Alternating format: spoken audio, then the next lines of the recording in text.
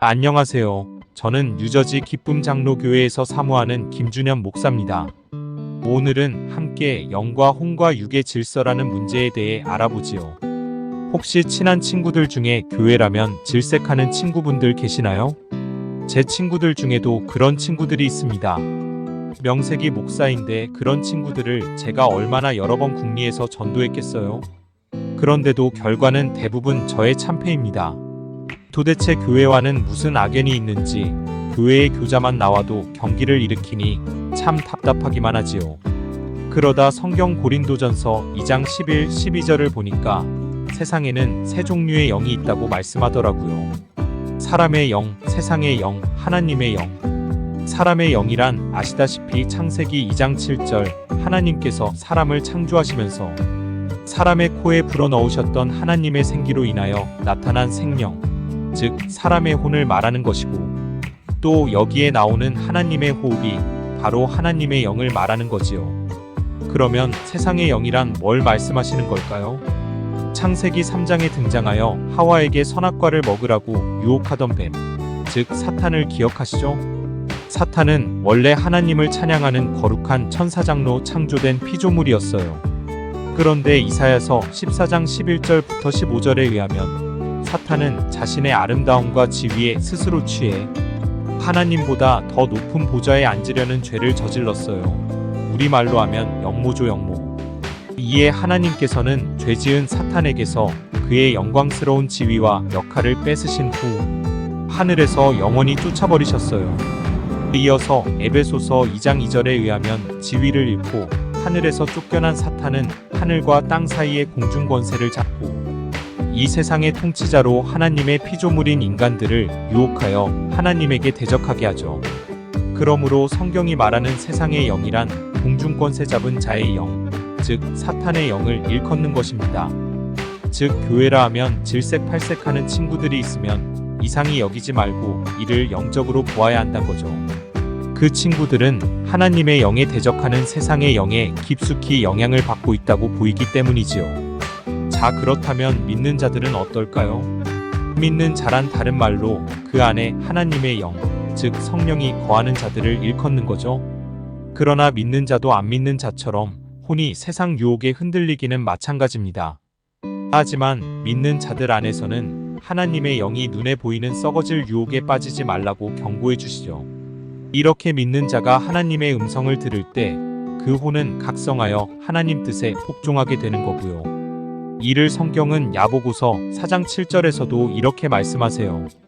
그런즉 너희는 하나님께 복종할지어다 마귀를 대적하라 그리하면 마귀가 너희를 피하리라. 그리스도인들은 이를 영적 전쟁이라고 말하고, 이것이 믿는 자 안에서 서로 대립하는 사람의 육과 혼과 영의 모습입니다. 이렇듯 사람의 영과 혼과 육 사이에는 하나님의 창조 질서의 영적 원리가 있다는 겁니다. 여러분, 하나님은 질서의 하나님이세요. 하나님께서 창조하신 세상은 하나님의 창조 질서에 따라 정확히 움직입니다. 말씀으로 지구를 23.5도 기울게 명령하시고 이로써 지구상의 공기를 순환시키십니다.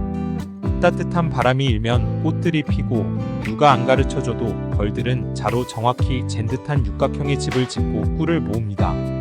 만약 이 질서가 깨지면 즉시 혼돈으로 돌아가 화평이 무너지고 생명이 사라지는 것이에요. 성경은 고린도전서 14장 33절에서 이를 이렇게 말합니다. 하나님은 무질서의 하나님이 아니시오 오직 화평의 하나님이시니라. 그런데 이 창조 질서가 하나님께서 가장 귀하게 여기던 피조물 사람에 의해 깨지고 말아요.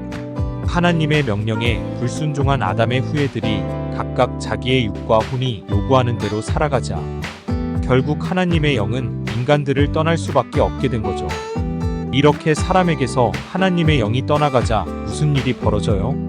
그때부터 혼을 다스리던 영이 사라져버리니까 혼이 자기 맘대로 육을 휘두르게 된 거예요. 생각해보세요. 내가 아무 생각이 없는데 내 육신이 자기 맘대로 저절로 움직이겠어요? 우리의 육신은 우리의 혼, 우리의 생각과 의지가 시키는 대로 움직이는 겁니다. 그런데 만약 육신이 혼의 지시 없이 제 맘대로 막 움직인다면 우리는 그런 사람을 뭐라 불러요? 넹 빠진 인간 또는 혼 나간 사람. 심하면 미친 XX이라고 부르죠. 누군가 이런 고백을 하더라고요. 도박을 끊으려고 손가락을 잘랐는데도 어느 틈엔가 자기가 또 도박장행 버스에 앉아있더라는 도박에 미친 거죠. 마약 중독, 성 중독 이런 게 모두 육이 혼을 지배하는 모습입니다.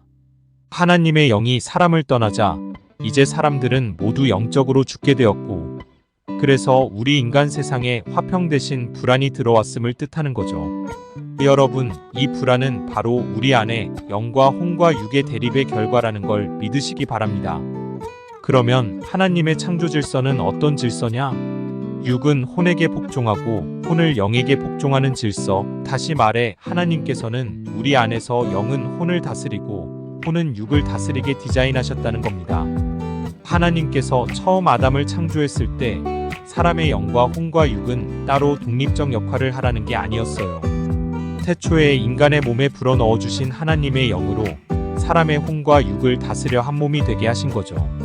다른 말로 사람의 영은 하나님의 영이나 세상의 영의 영향을 받아 스스로 존재하지 못한다는 의미예요. 즉, 사람의 영은 하나님의 영이나 세상의 영 둘 중 하나에 소속되어 있다는 의미지요. 여기에는 영적인 원리가 있기에 그렇습니다.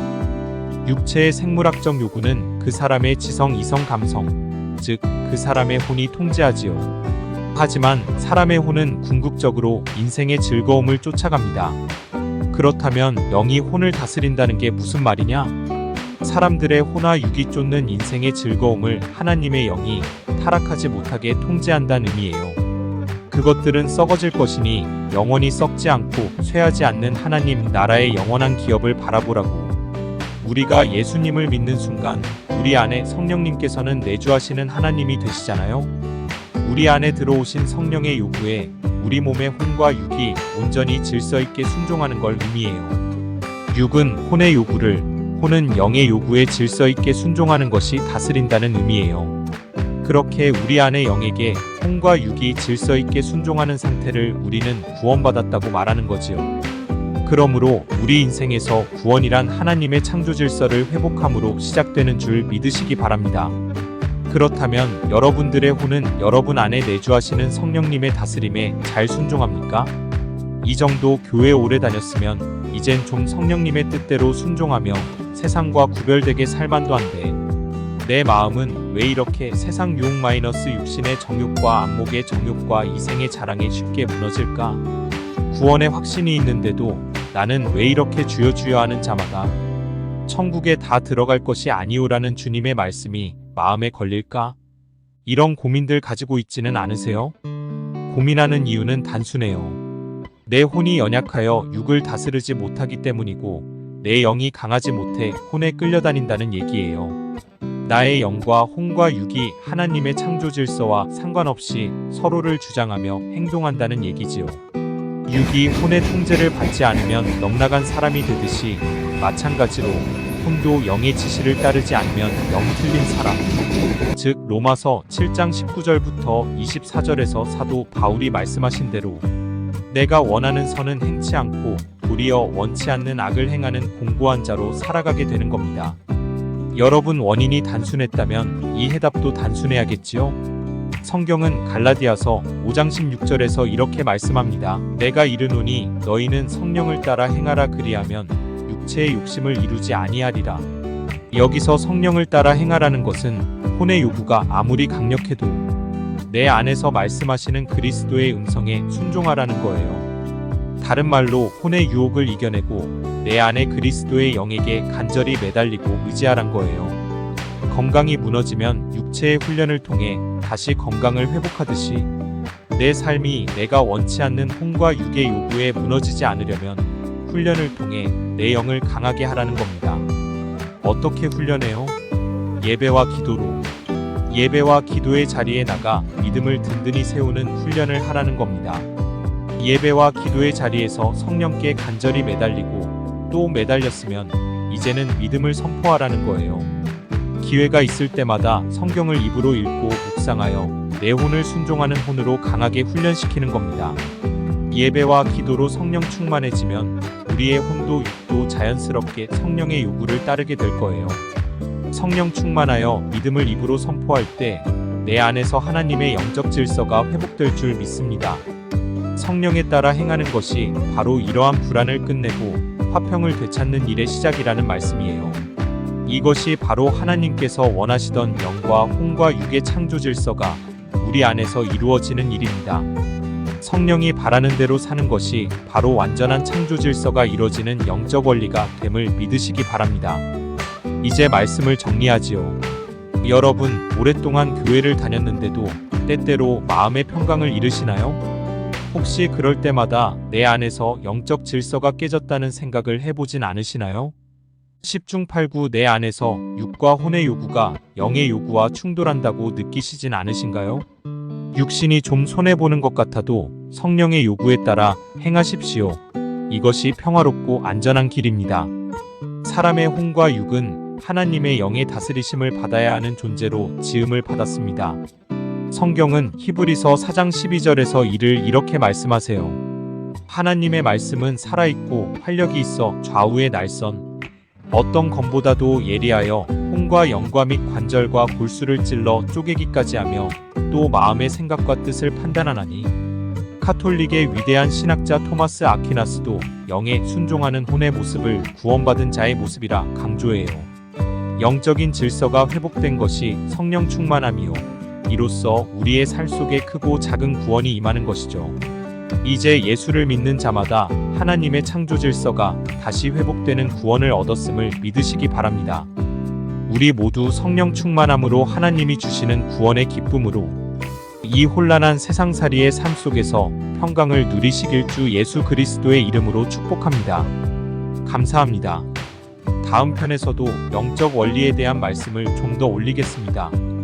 혹시 이 말씀을 들으시고 영과 혼과 육에 대해 궁금하신 분은 아래에 표기된 제 mail 주소로 연락 주시면 상세히 안내해 드리겠습니다. 이 영상이 유용하셨다면 구독, 좋아요 눌러주시고 채팅창에 질문 주시면 성실히 답변 드리겠습니다. 감사합니다. KJHG220GAMIL